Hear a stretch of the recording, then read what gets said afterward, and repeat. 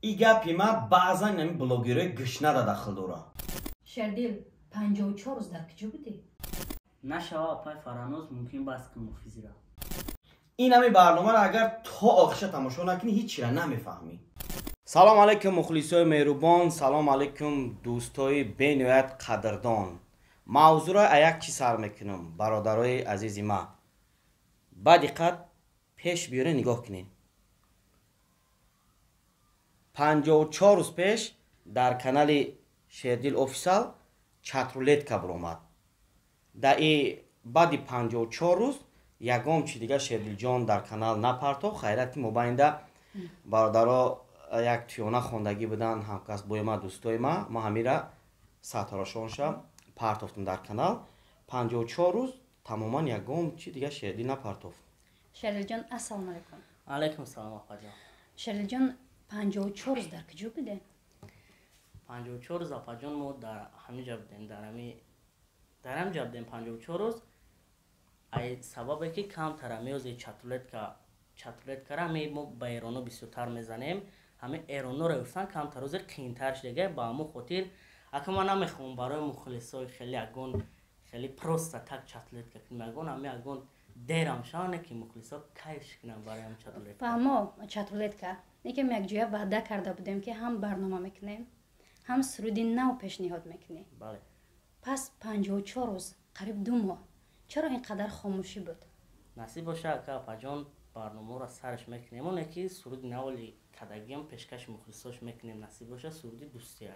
خب شردیل جان مدتی انا این 54 روز مخلصان میپرسیدن است که چرا نیست انا همین نوگونی ها نیست؟ او میپرسیدن در اینستاگرام در واتساپ میپرسیدن همه شما میندور ما که جناب اپا جنوی ما که شما مرا میپرسین هر روز میپرسیدن. نصیب باشه که چی جواب میدادن؟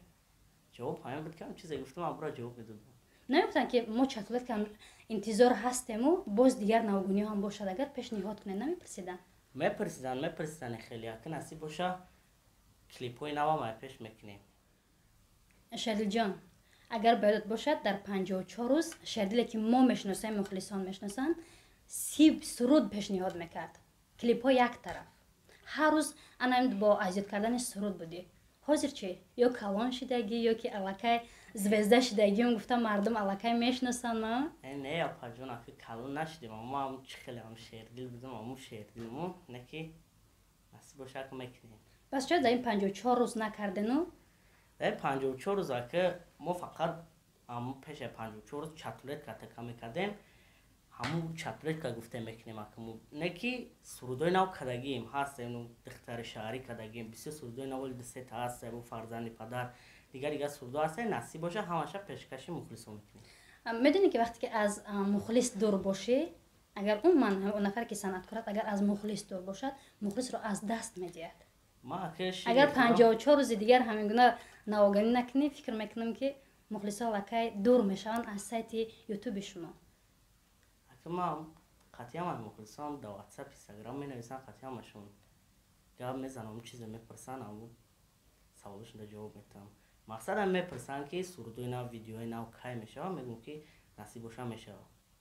نصیب باشه میشه نه که کی علامت سواله؟ نه کی علامت سوال نیست اینجا. اگه میشه و ای پیش ایدال سرودوی نو نخوندگی هم دسته تا نو هسته.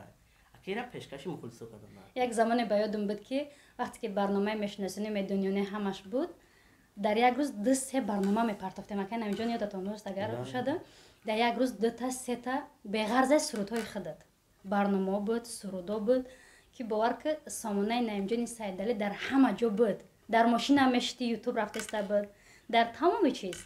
لیکن امروز خاموشیه. اکو برنامه رو هم خدا خودش پیش میبره خیلی سیما حقا خیلی نمیدونم.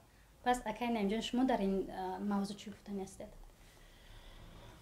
در موضوع برادرای عزیز خیلی شردیل جان هم میفهمیم میگه که در چتولت که آدم ندرومد نکی کمتر بسیارتر بشینی مهنت کنی آدم میدرویه ای بهانش در نمیتونه بگذار که در چتولت که آدم که ندرومد ایران که نشید دولت شه روسیه میمونم امریکا میمونم تاجیکستان میمونم کارا پیش میبرم بگذار چتولت که هم نباشه سرودای نو ازیاد میکنم سرودای نو ازیاد کردیم میگه خیلی оянда мебинем мавзура дига мекунем. Бародарои азиз, имрӯзо мебинем ки дар ютуби тоҷик бисёр фақат видеообрашение мерава.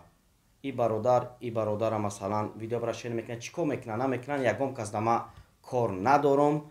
Бо мегум ютуб як площадкаи калонай, як площадкаи озодай, кадоме ки чизе фораш мекуна. Мо ягон кас да кор надорем. Чӣ коре мекунем бикунем дӯстои азиз. Мавзӯи дигари мо ин буд ки хай Шердилҷон 54 рӯз канал хоб буд. Канала якҷоя мехезонем ҳамроҳи Фараҳноз, ҳамроҳи Шердил. Ма ҳам аиз пас дар дуруи каналам ма Шердил бори ваъда наметам. Мекунем намегум. Аввал худо охир худо, иншолло ай пага шумо барномаро мебинем. Якм чӣ сар мешавад? Пага.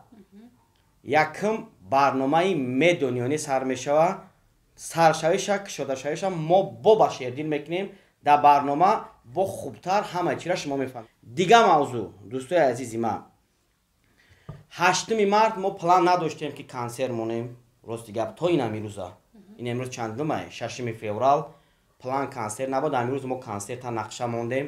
8 март иншалло ки дар филармония давлатӣ консерт мешавад. Ҳазор раҳмат ба ӯ дӯсту бародарое ки навиштесанд, бисёр навиштанд ки ака имсол консерт мешавад.